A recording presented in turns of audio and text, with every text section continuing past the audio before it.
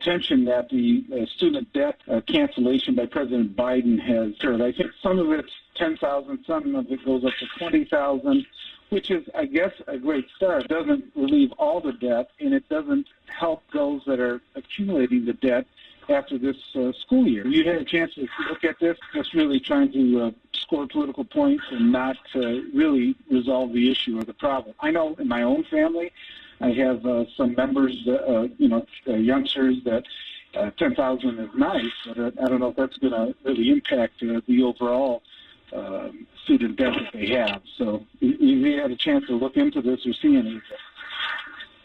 Well, I've seen an overview. I've read a couple of the articles, definitely to score political points. At the same time, some people would say you got to give him some credit because he's really, the first president in a while to really try to deal with this. I mean, Barack Obama also introduced some things. But see, here's the thing. You pay off 10 or 20 grand, but guess what? There's an interest rate on these student loans. And that 10 or 20 grand that you forgive, that thing will be right back in a couple of months, depending on what the principal is for a lot of these student loans. I mean, the cost, even for a state university now, you're not going to pay less than $30,000. Maybe you might find a state university for about $20,000 a year. So that's an $80,000 education. What is $10,000 going to do to an $80,000 education, not even including the interest? So to me, it's a Band-Aid. It's not a solution. I don't think there's ever going to be any long-term solution for the student loan situation. Why? Because the bankers are eating so comfortably. There's too much money being made off of these student loan traps. And I don't see them going anywhere anytime soon because just as we said about how the teachers' unions are so intertwined with the educational institutions, and just like the drug company money is so intertwined with the professional mental health associations, I would even argue that the banking money is so intertwined in political campaigns. I mean, who are the top donors to the campaigns? I mean, even in front of teachers and police, it's the banks. So I don't see any politician, upsetting the bankers when they're the ones who are rolling these campaigns. I don't see a long-term solution for this. I think we need to start looking at industrial education again for our children, and we need to start fast-tracking them through real estate, investment training, the financial market, and things like that. There's so many other ways to live your life and be comfortable, than to go to college. But, of course, I'm not against college. I got 6 degrees myself. But if that child isn't going to college to major in something that is going to be economically relevant, then you might need to sit them down and have a conversation about that. How do you hold the universities accountable? Because it seems like they can just raise tuition, they can raise costs of dorms and everything else at will. There doesn't seem to be any check and balance on it. You may give some relief to student debt, but it seems like the colleges and universities are able to raise, revenue whenever they want to. Well, you're raising a very good point, which I think would be a good point for the Congressional Black Caucus and local elected officials to take up. So, for example, the blacks in the Michigan legislature, the Senate and the House of Representatives, they need to start proposing bills that controls the rate of tuition. I think that would be a good way. It's not going to solve the problem overnight, but I do think by controlling the rise of tuition, as you said, because they do pump it up. I remember when I was in college, tuition raised up every single semester. Nobody said anything about it. Nobody did anything about it. So I do think that is a way to begin to put a dent in there. Any organizations that are black, the government infiltrates to keep the education of liberation and the unity in black communities dismantled and separated. If you know anything about the King Alfred Plan, it is in the library. You can look it up. It is not a conspiracy. It is not a lie. That there is a state-sanctioned policies that are in place to keep the black race disunified and incarcerated and exterminated.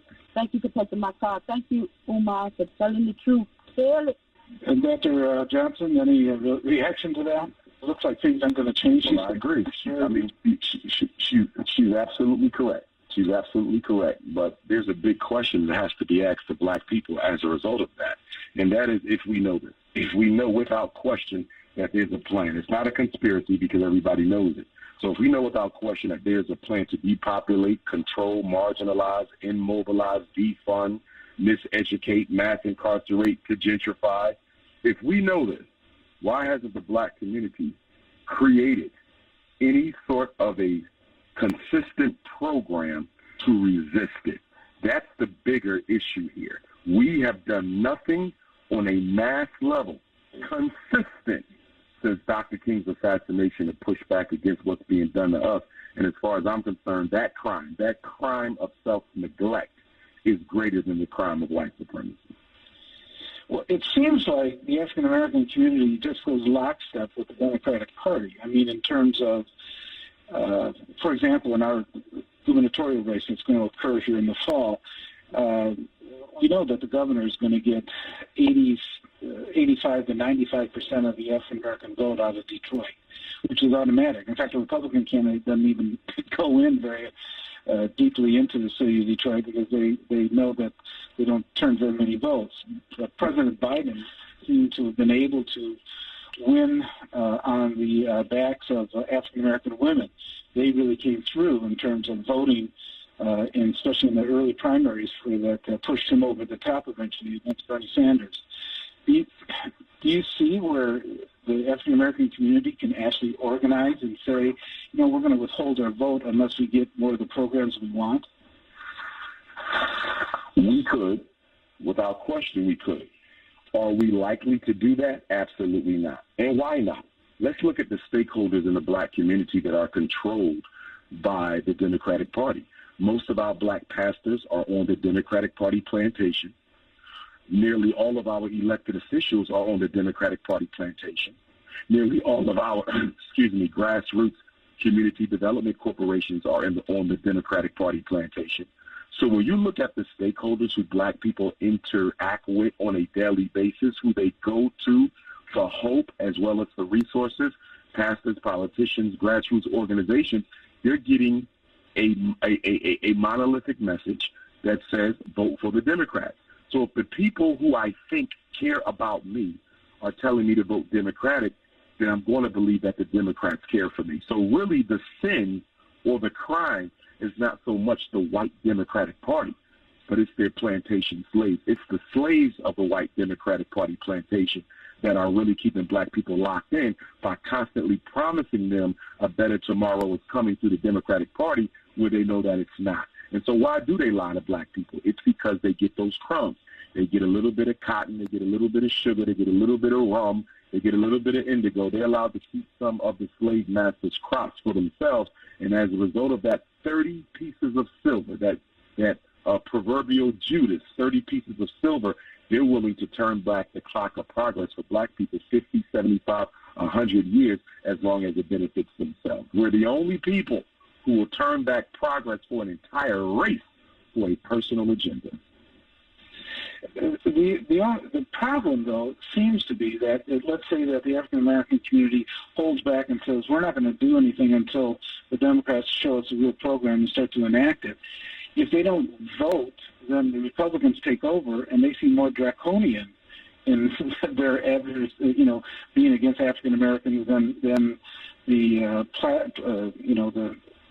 attempts by Democratic Party to at least try some programs and things like that. It seems like the Republicans would be even more draconian facing African Americans if they get in. Here's the question, though. How was Joe Biden's presidency any better than Donald Trump's? How was Barack Obama's presidency, qualitatively, non-emotionally speaking, any better for black people than George Bush's? See, the issue here is not whether neither party will serve black people, because neither party will serve black people. The only question here is, do you want to die a slow, painful death, or do you want to get it over with? The Republicans are going to be direct, honest, upfront, and they're not going to shield their tactics. The Democrats are going to be manipulative, underhanded, emotionally exploitative. But the goal is the same. The Novocaine that the Republicans got is no different than the Novocaine that the Republicans got. The only difference is how they administer. They're both slave masters.